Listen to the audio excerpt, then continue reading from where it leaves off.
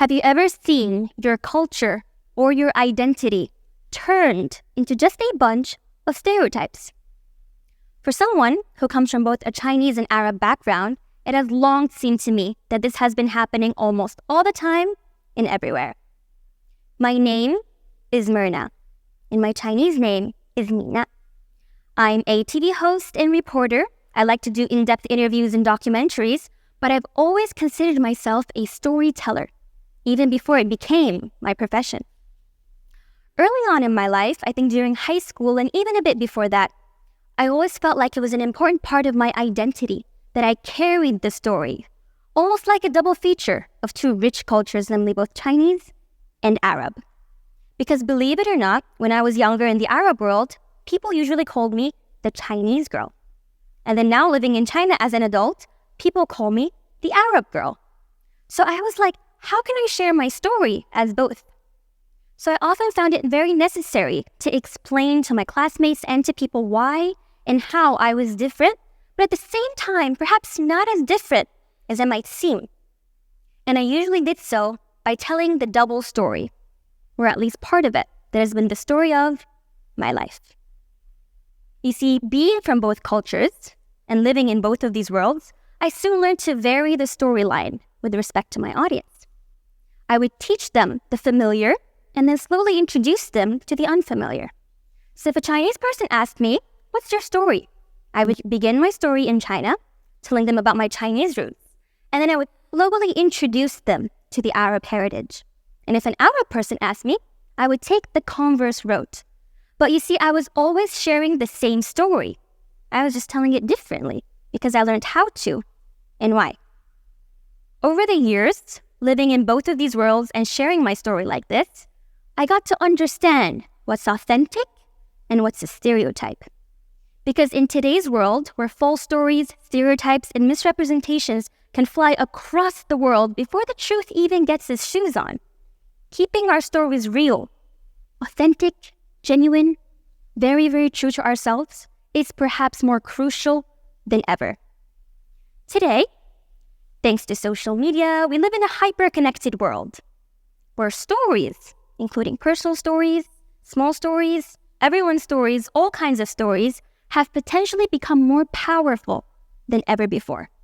But they have the power to either bring us all a bit closer together or push us further and further apart.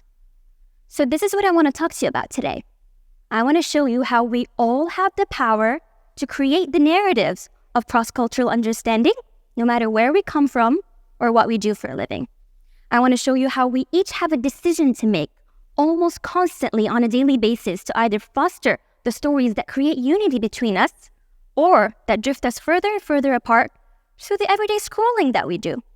I'll show you some examples, good and bad ones. We'll question some of the stories we see online, but most importantly, I want to show you how every little true and heartfelt piece of ourselves has the potential of bringing us all a little bit closer in this world. Therefore, uncovering the true power of what I believe is digital storytelling in a way to connect us all together to shape a world that is perhaps how it is or how it potentially could be through our shared stories. The longest distance a person can travel in the shortest amount of time, I believe, is by telling a story. But the stories that can do this for us aren't just any kind of stories. They're the kind that can take us straight into someone else's hearts and lives, even if we're thousands of miles away. You see, we all remember the stories that our parents shared with us when they were younger, and they still kind of stick with us now as adults. Have you ever wondered why is that? It's because I think there's a certain level of authenticity in those stories. You see, I grew up with a Chinese mom and a Jordanian dad, and they've shared stories with me that you'd never be able to hear or see on the news, and that you'd never be able to get from someone who has never set foot in these cultures, either Arab or Chinese. So since a young age, I became very active in caring about authenticity. And I carried this with me right now as an adult, especially in my work. I care about getting the story right. And a story that really transformed me was a journey a few years ago to China's Sichuan province, where I did a documentary about the Qiang ethnic minority. You see, the Qiang people were magical. They have music that was sort of connected to nature. Their spirits were so high. their clothes, vibrant colors. But something about them was so strange to me, was the fact that they don't have a written language. So when I asked them, I was like, well, how did you document your sorrows and your joys over thousands of years of history if you don't have a written language?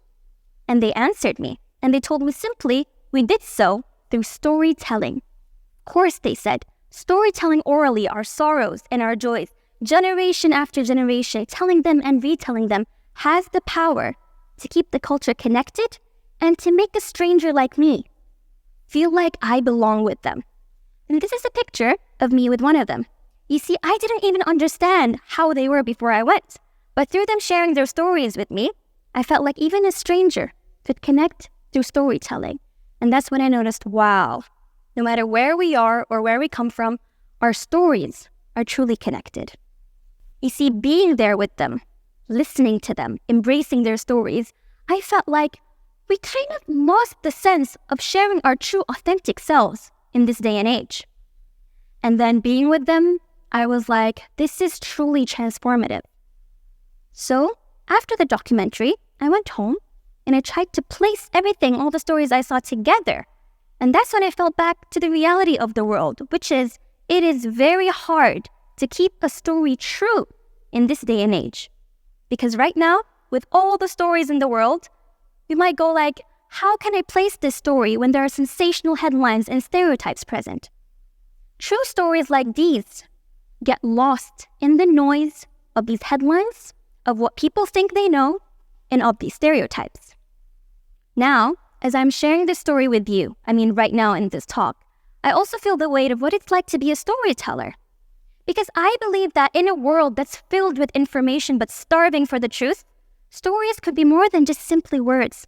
They could be a method of connecting us all and perhaps showing us a world we've never seen before.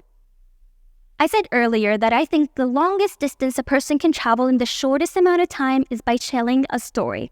I'd like to elaborate on that in saying the longest distance a story can travel, in the fastest way I can bring a story to you, is through social media. How much do we use social media in a day? Let me ask you, with a raise of hands, how many people are planning to post a picture today on their social media saying, I went to a TED Talk? You see, we are on social media all the time sharing different stories that the internet has become the new town square where stories from all over the world come alive. And it kind of reminded me of the story of the Qiang ethnic minority, but instead, we are doing it on a global, species-wide way. In the end of the day, when we do go online, we see stories from all over the world, don't we? We see stories that are true, stories that are not true.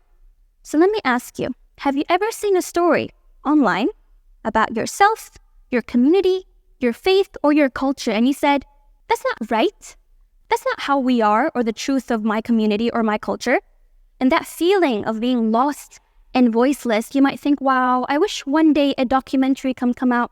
I wish one day an interview can come out or a full-length report that can tackle these stereotypes, that can be like, no, that's not true. But then you feel kind of powerless in waiting. But what I'd like to tell you is that right now, we all live in a world that we have the power to create the stories to tackle all of these narratives. And we do so by simply sharing a story online. The true, authentic parts of ourselves, of how we see the world online, could potentially be more powerful and stronger than any documentary or full-size report ever could. But we need to be brave enough to share those stories. You see, I enjoy documentaries. I love the full-length reports. I love traveling to do interviews. But the truth is, I've recently learned that small, less polished, less formal ways of sharing stories online could potentially make a bigger impact. So if you ask me, what kind of stories are you talking about that can make such an impact? Very, very simply, through sharing a photo. This is a picture of me in Xinjiang while filming a documentary. A colleague took it during breaks. You see, I was enjoying a kebab. A taste of these lamb skewers really reminded me of my childhood in the Middle East. The flavor was so familiar, yet so new. And by eating a kebab, I got to meet the hands that made them. I got to listen to the music that were playing while he made them. And I also got to understand, wow, a simple food like this could become a universal language. Food can open doors for me to understand a culture more. And that was very, very moving for me coming from a foodie. This is a picture I took outside a classroom in China's Tibet. Can't you just see the smiles on their face? Almost every single person I showed this picture to online and offline was like, I fell in love with the smile, with the emotions that this picture resonated. And I mean, can't you just tell why? Look at this joyful bunch. That taught me that true, everyday emotions is something that we want, we need, and we crave. But perhaps sometimes don't see it every day. But I mean, when you share a story like this, doesn't this remind you that laughter and joy can also be a universal language? Let me show you one more example, because I believe sometimes the stories that truly resonate come from the comfort of our own homes, perhaps a glimpse of our day, or even sharing a piece of who we are. A few weeks ago, I was out with some friends, and then when I came home, I decided to film this little video and post it online. The video looked a bit like this. I'm Arab Chinese. Of course I'm gonna eat hummus with chopsticks. I'm Arab Chinese. Of course Chinese and Arab are gonna both ask me, where are you from? You see, I shared this little video and I thought it was, fun. Why not share your culture? Stay with the trend of the young people in this generation. Little did I know that this video went viral. Comments from all over the world came in and was like, wow, I didn't know people like you existed. I didn't know this kind of mix even happens in our world. I was like, well, yeah, it does. It does. So after looking at all the comments, I was like, why did this video even go viral? And it's because I noticed a lot of the comments included people sharing their stories of being mixed, of growing up in different cultures, of living in different cultures, and simply finding harmony in diversity. You see, a simple video like that gave me an opportunity to share more about my cultures, about my homes. It opened the door for people to ask questions and for me to share what I truly know, hopefully tackling any stereotype or any false misrepresentation that we can find on the internet. But you see, the reason I showed you these examples is because I believe each of them is a testament to the fact that we all have stories worth sharing. Ideas, perhaps journeys, perhaps experiences that once put online, perhaps could reach someone far, far away from us, perhaps could tackle the stereotypes that we all see and go through every day. Right now, in this day and age, I'd happily say that with all the hours we spend on the internet, why not share a true piece of your own self, a true piece of your story that could perhaps reach someone so far away and open new ways of them seeing your world and seeing the world as a whole? And doesn't that reach people perhaps faster than any full-length documentary or report ever could?